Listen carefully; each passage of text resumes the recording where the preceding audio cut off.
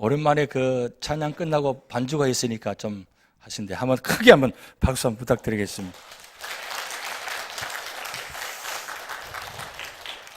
예, 감사드립니다.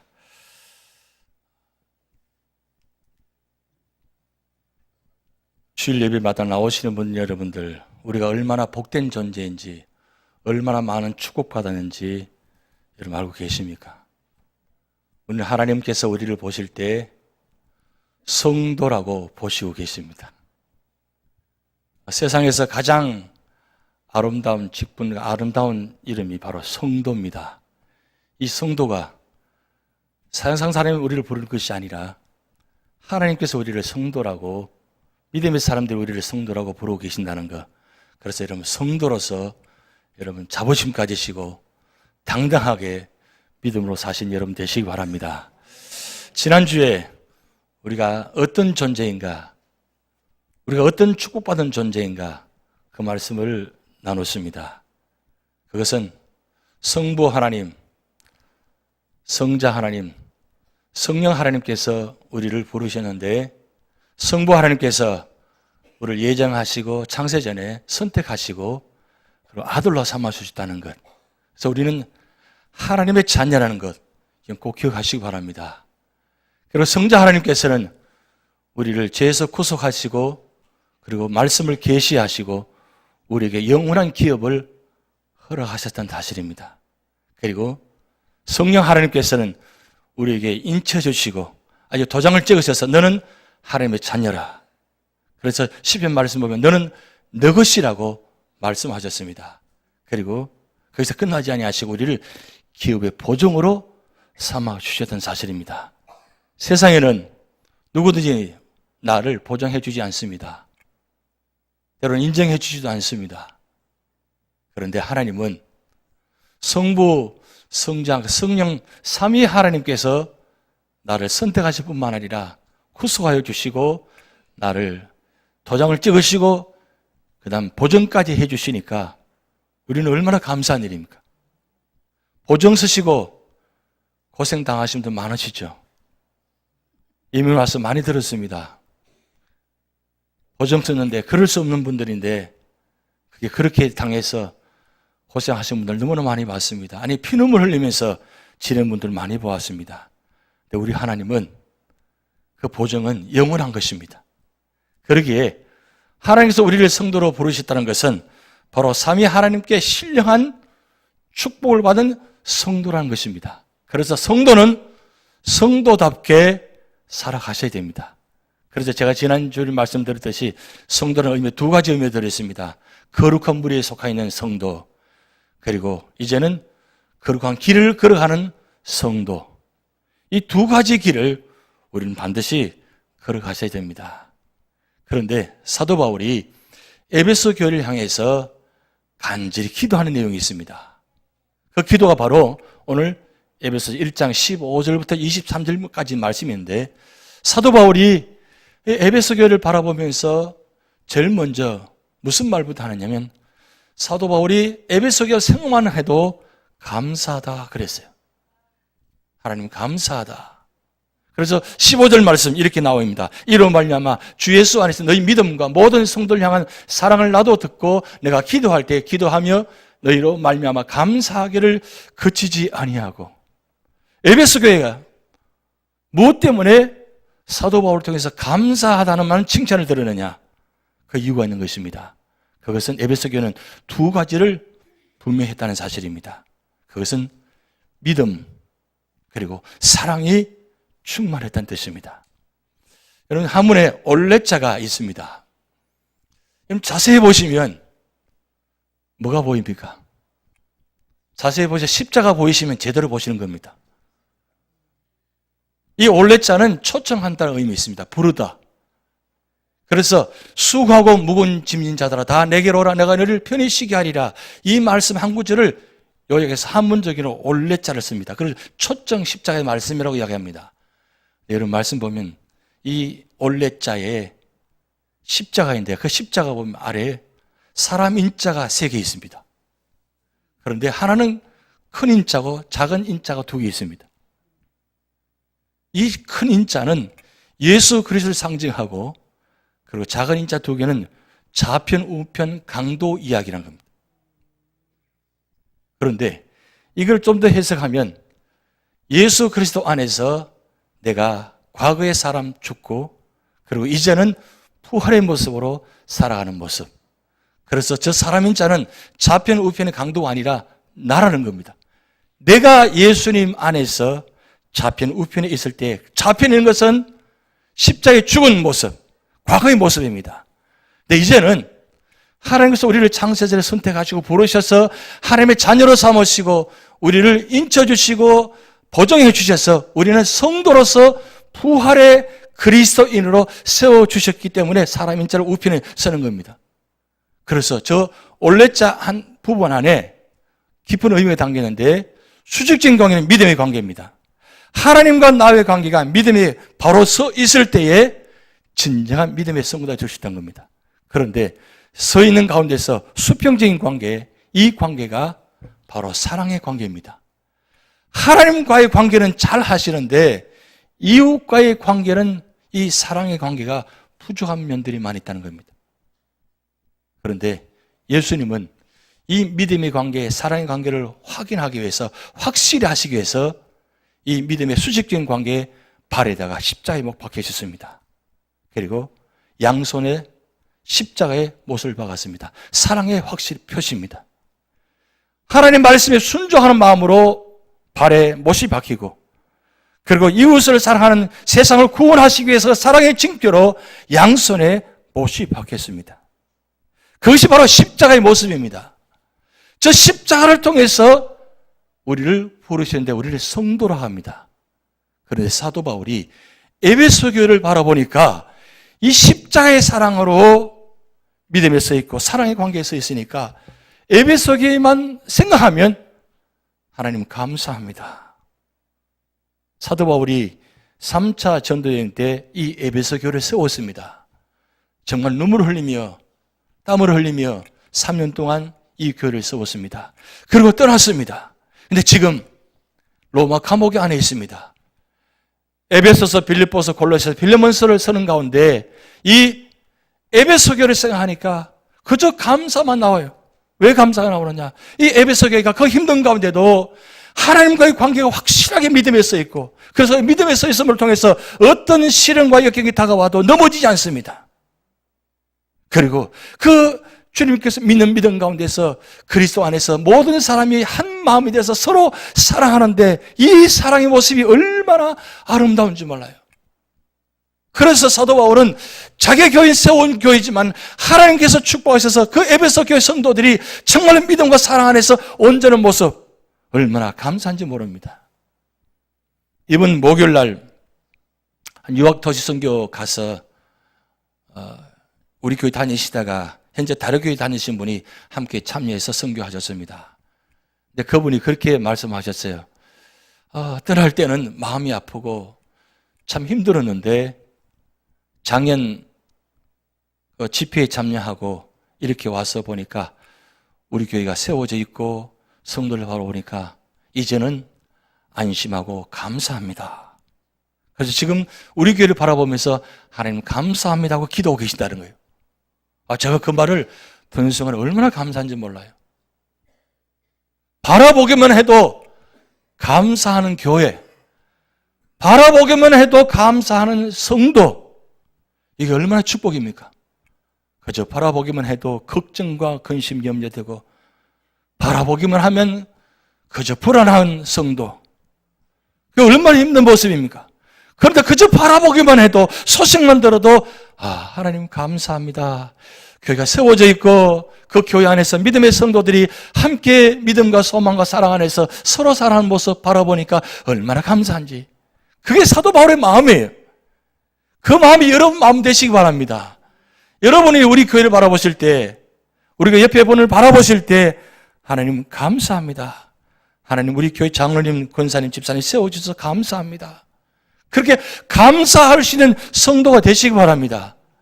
사도 바울이 기도를 시작하면서 이 감사로 시작했다는 것, 만약에 에베소 교회가 말씀에 서 있지 않고 믿음에 서 있지 않고 사랑하지 않았다면 걱정부터 했을 거예요. 염려부터 했을 겁니다. 그렇게 말씀이 시작되지 못합니다.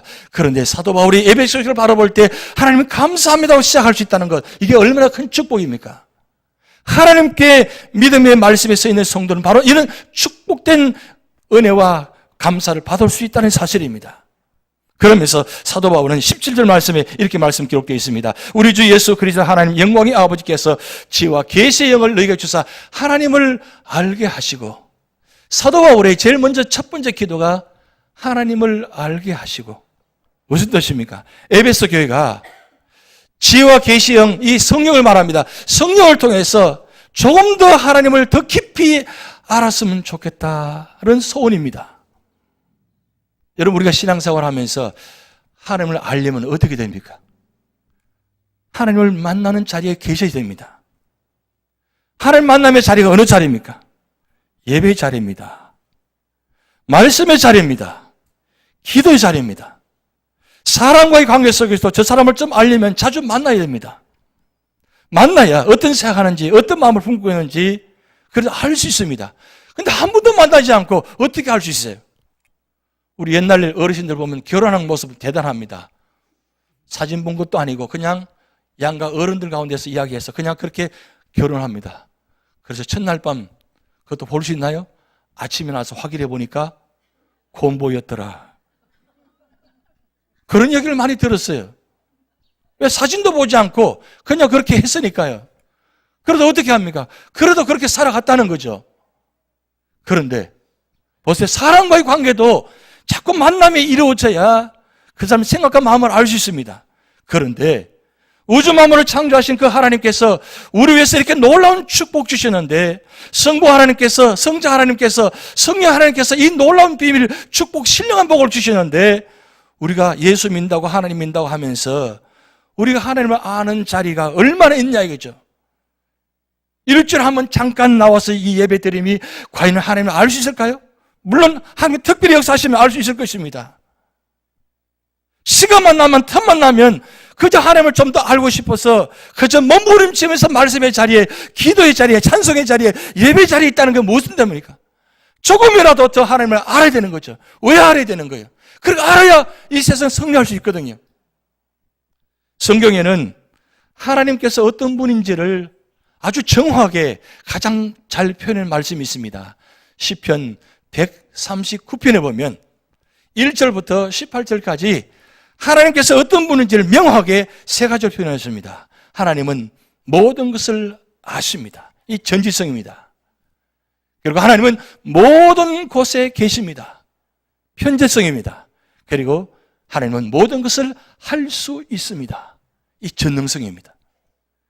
1절부터 18절까지는 말씀을 보면 하나님께서 우리의 모든 걸 아시는데 어느 정도 아시는지 아주 세밀하게 기록되어 있습니다. 그리고 하나님께서 어디까지 계시는지 그 말씀을 아주 정확히 기록해 나왔습니다. 그리고 하나님은 모든 것을 할 수 있다는 말씀을 13절부터 18절까지 기록되었는데 이 말씀만 보면 하나님이 어떤 분인가를 확실히 알 수 있습니다. 그러기에 성경에는 하나님이 어떤 분인가를 표현해 놓았는데 7가지 표현해 놨어요. 첫째는 에베네셀의 하나님, 하나님은 여기까지 인도하시는 분입니다. 모든 것을 아시는 분이, 모든 곳에 계시는 분이, 모든 것을 알 수 있는 그분이 여기까지 인도하셨습니다. 에베네셀 하나님. 그리고 이 여호와삼마 하나님은 거기에도 계십니다. 언제나 가는 자네마다 계십니다. 우리 하나님이. 그리고 우리 하나님은 언제나 영원토록 함께 하십니다. 임마누엘 하나님. 이게 과거, 현재, 미래의 말씀입니다. 그런데 언제나 현재, 지금입니다. 지금 우리 하나님께서 이 예배 자리에 함께 계셔서 말씀하시고 계십니다.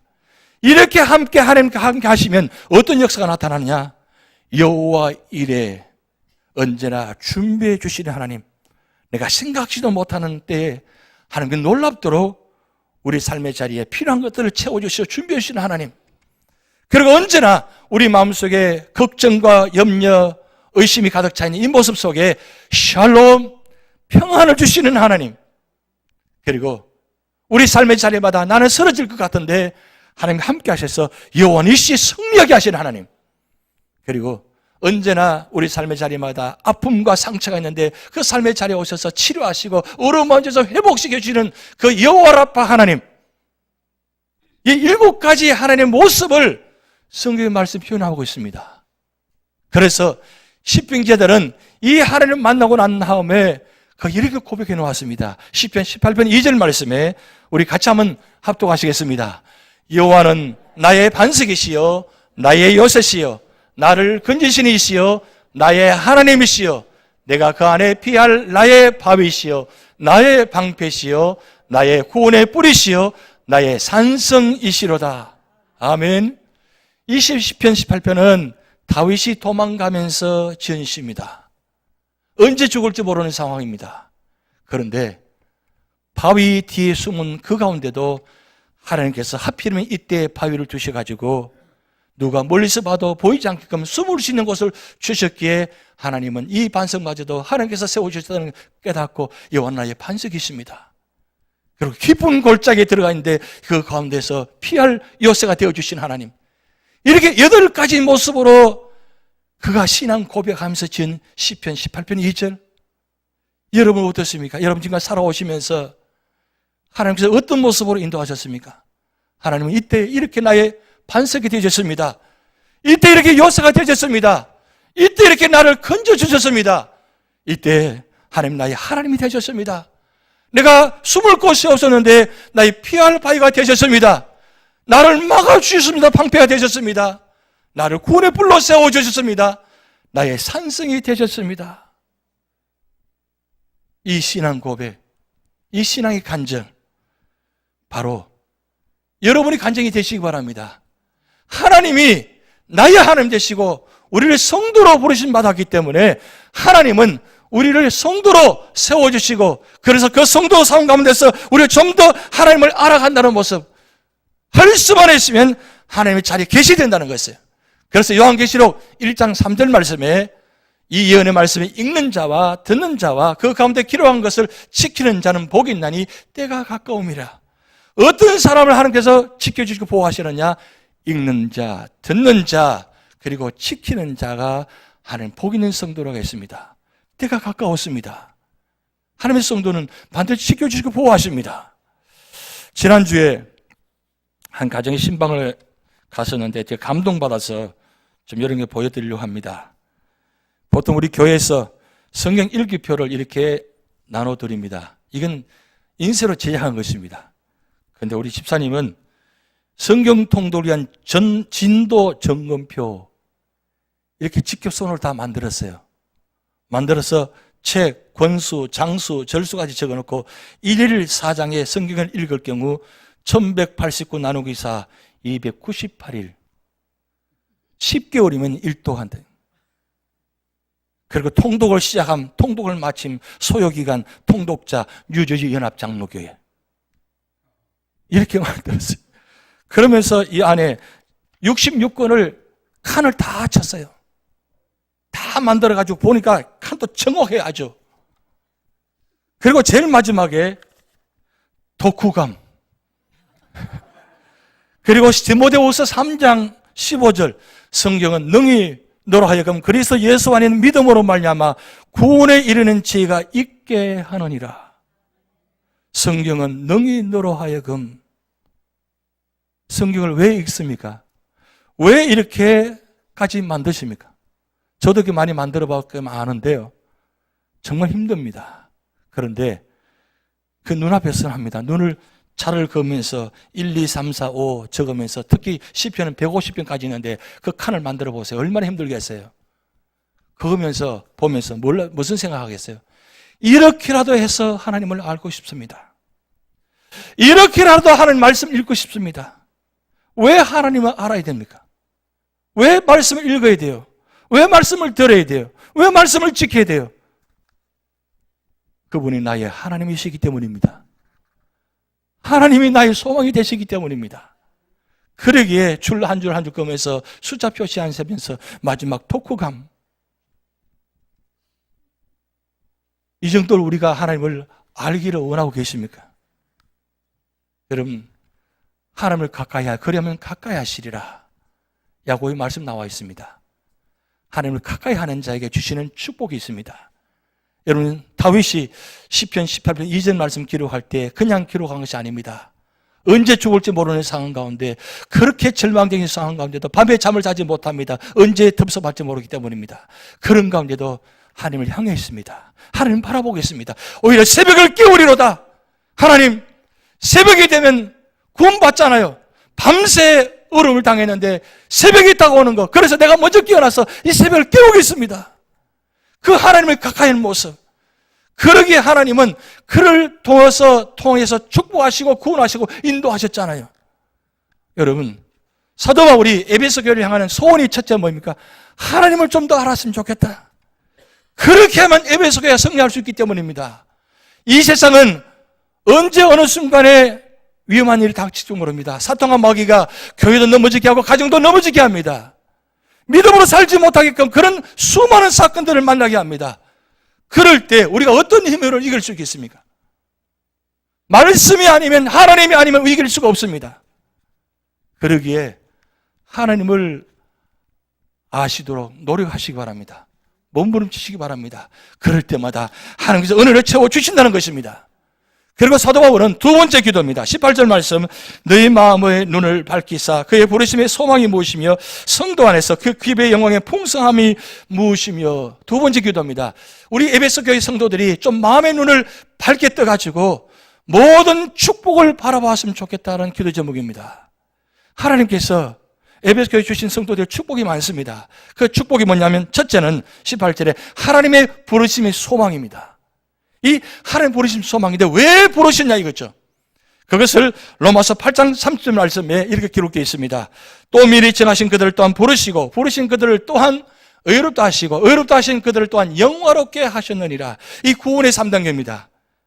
하나님께서 미리 정하셔서 부르셨습니다. 부르시고 난 다음에 이 성화의 단계가 있습니다. 성화의 단계는 우리를 의롭다고 하시는데 우리는 의로운 존재가 아닙니다. 의로운 존재가 아닌데 우리를 의롭다고 바라보십니다. 그러면서 하나님께서 우리를 영화로운 단계까지 가는데, 이 영화는 천국에 들어가는 장면입니다. 지금은 성화의 단계입니다.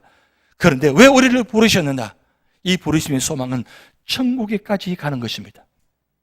천국에서 같이 만나자는 것입니다. 그것이 하나님의 마음이고 사도 바울의 말입니다. 여러분, 우리가 요직연합장에 같이 신앙생활하고 있습니다. 같이 신앙생활 하시면서, 같이 믿음의 생활 하시면서 서로 마음을, 사랑을 나누다가 마지막 주님 부르셔서 천국에서 다 같이 만나서 함께 영원토록 누리는 축복, 그것이 우리 교회 부르심의 소망입니다. 그렇게 될 줄 믿습니다. 아멘이십니까? 함께 가셔야 돼요. 왜요? 함께 부르셨기 때문입니다. 그리고 두 번째로는 기업의 영광의 풍성함이라고 했습니다. 기업의 영광이라는 것은 하나님께서 주신 우리에게 분복이 있습니다. 그 분복이 우리가 보기에는 부족합니다. 연약합니다. 힘듭니다. 그런데 하나님께서 우리에게 주신 기업은 영광입니다. 풍성함입니다. 그래서 베드로전서 1장 4절 말씀에 썩지 않고 더럽지 않고 쇠하지 않은 유업을 있게 하시나니 곧 너희를 위하여 하늘에 간직하신 것이라 그랬어요. 하나님 주신 이 축복은, 기업은 쇠하지 않습니다. 썩지 않습니다. 더럽지 않습니다. 세상 누구도 감히 우리를 무너뜨리지 못하게 합니다.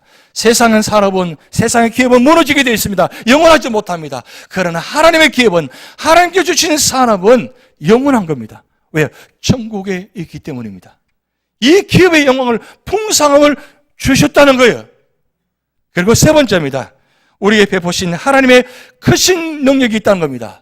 그 크신 능력이 뭐냐면, 예수 그리스도 안에서 예수 그리스도를 다시 살리시고, 그리고 하나님 우편에 앉게 하시고, 그리고 세상 모든 일에 뛰어나게 하시고, 만물을 그의 발 아래 복종하게 하시고, 마지막 만물 위에 교회의 머리로 삼으셨다 그랬어요.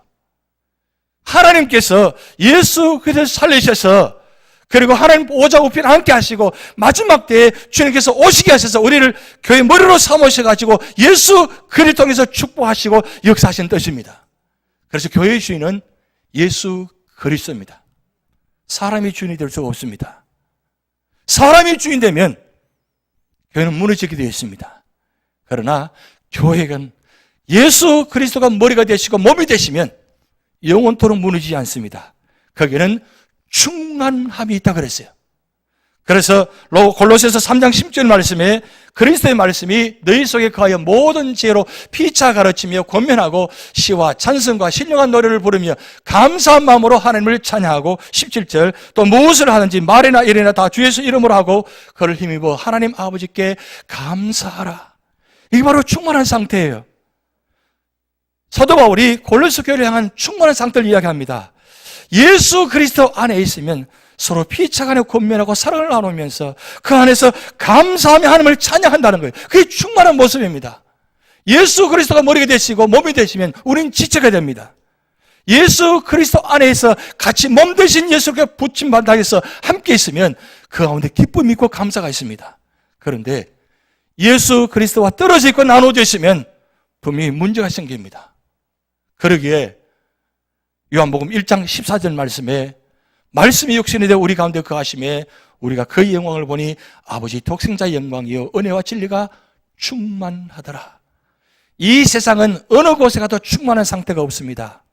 그러나 말씀이 육신 예수 그리스도가 이 땅에 오셔서 우리에게 함께 계시면 그게 주님의 영광이 드러나고 하나님의 영광이 드러날 뿐만 아니라 우리에게 은혜와 진리가 충만한 상태가 됩니다. 여러분, 우리 교회가 여러분 삶 속에, 여러분 가정에, 여러분 가슴이 충만하기를 원하십니까? 예수 그리스도 안에 계시기 바랍니다. 그래서 날마다 모일 때마다 기도할 때마다 하나님 좀 더 가까이 가고 알고 싶습니다. 그리고 내 마음의 눈을 떠서 정말로 하나님께 하신 모든 축복들을 바라보기를 원합니다. 그래서 그 안에서 주님 주신 축복 가지고 믿음으로 승리하는 성도, 그것이 바로 진정한 축복된 성도입니다. 오늘 이 자리에 계신 여러분, 예수님 바라보시면서 말씀 안에서 말씀 읽고 듣고 지키는 가운데서 충만한 그리스도인에서 성도로서 승리하신 여러분 되시기 바랍니다.